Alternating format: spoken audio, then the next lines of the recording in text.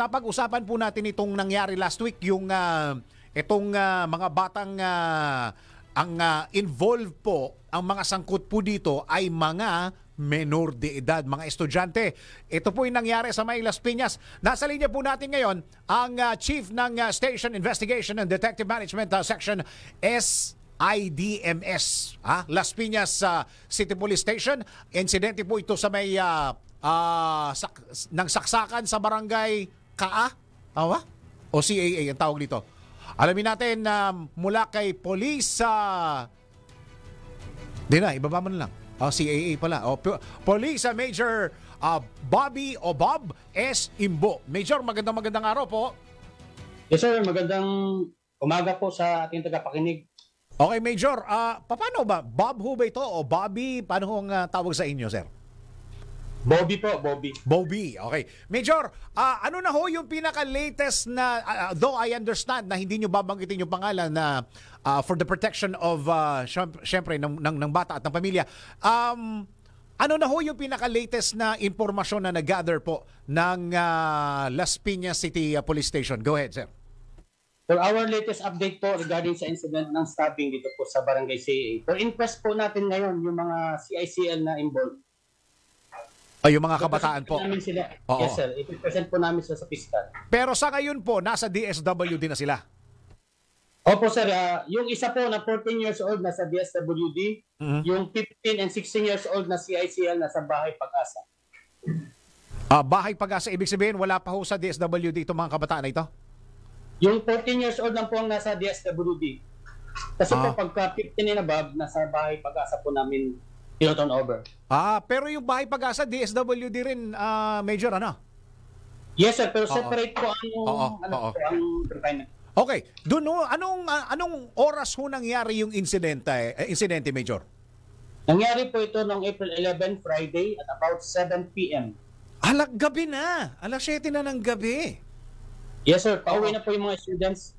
Anong oras ho nagkaasaran itong mga batang ito? Totoo ba yung detalye na parang sa switching lang ng ilaw nagkainitan itong mga ito? O dati nang may awayan, Sir Major?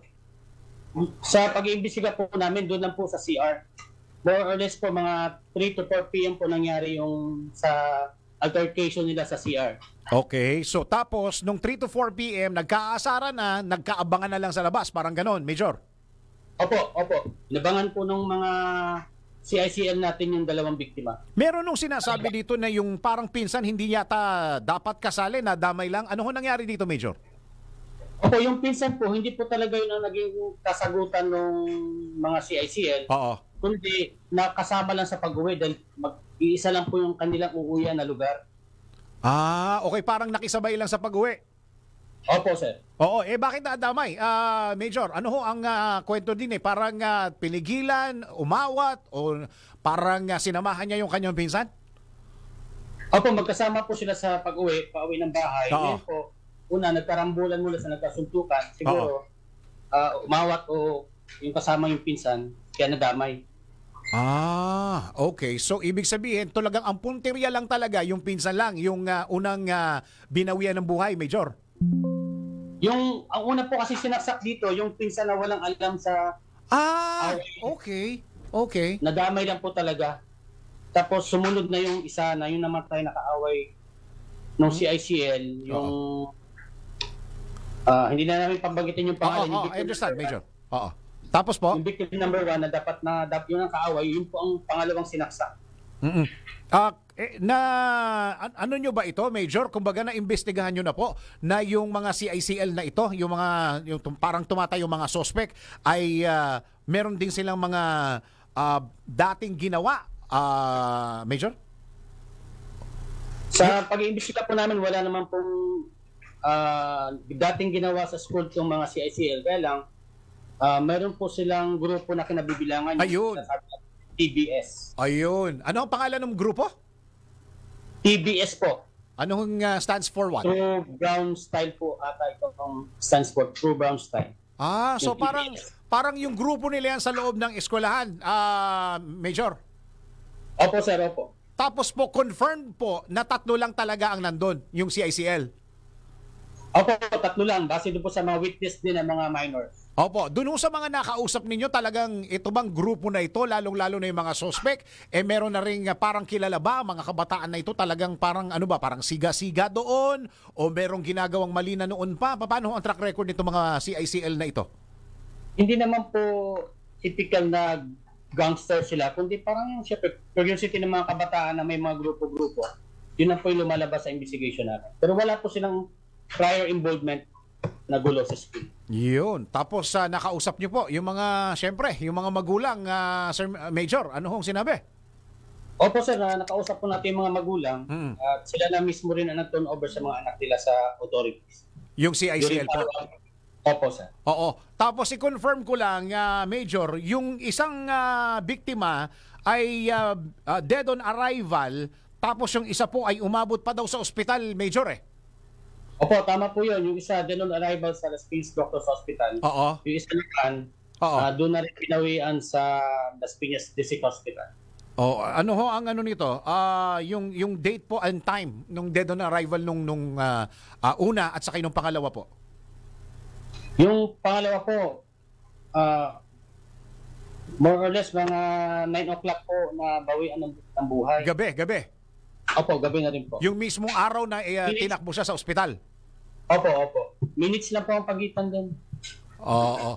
Ilang witness po yung hawak po natin or kinakausap po natin para sa kaso na ito, Major? Tatlong minor de edad. Minor de edad din, yung nakasaksi. Hindi naman ho sila damay. Kumbaga talagang nakita lang nila. Ano, mga estudyante rin ho ba ito, Major? Opo, mga grade 8 students, kasabay din po niya pag-uwi. Kasabay nung biktima o ng mga suspect po? Kasabay po ng mga biktima. Nasa likuran lang sila. Okay. So nakita din sila. Kumbaga nakita din nila. Kumbaga magkakasama sila parang grupo-grupo, Major. Opo. Okay. Kung gabi na yan, saan ho inabangan niya? Sa madilim na bahagi ng lugar? Hindi naman po madilim na bahagi yun kasi busy streets po yun. May mga sakyan, may mga okay. Doon nila parang doon sa may mga ilaw din yung mga establishments. Okay, napakalungkot itong pinag-uusapan natin. Siguro Major, as my last question, Major, ano ho ang pwede ninyong ibilin sa mga kabataan, pangalawa sa magulang po? Go ahead, Major. Para po sa mga kabataan na nag-aaral, lalong-lalo na po yung mga high school students, na piliin nila yung kanilang magiging mga kaibigan at umiwas sa mga gulo. Doon naman po sa mga magulang, lagi po nilang i-monitor ang kanilang mga anak at kilalanin kung sino yung kanilang mga kaibigan para magabayan po at mag-focus na sa pag-aaral. Tama, well said. Maraming salamat po, Major. Thank you very much po sa oras na binigay niyo sa DWIZ. Yes sir, thank you po. Magandang umaga po. Police Major Bobby S. Imbo, Chief Station Investigation and Detective Management Section o SIDMS, Las Piñas City Police Station. Ronda Pilipinas.